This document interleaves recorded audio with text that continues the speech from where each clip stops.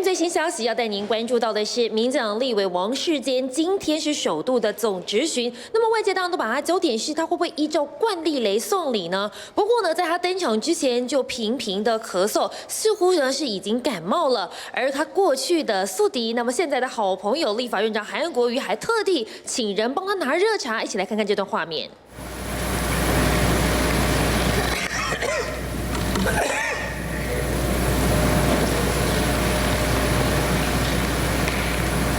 有韩国语声音吗？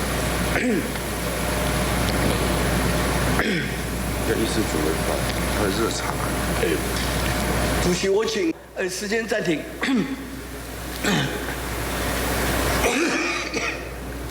委员要喝点水。那个，主席，我可不可以喝水？可以，那边是你的事，没有问题，请。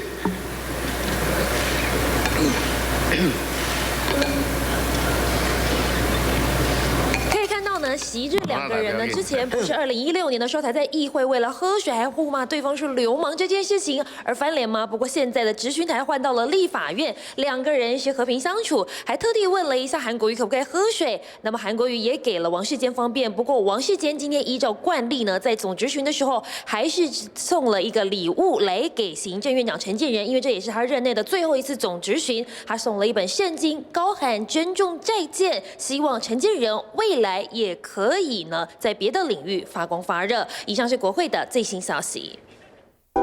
想看最完整的新闻内容，记得下载 TVBS 新闻网 APP。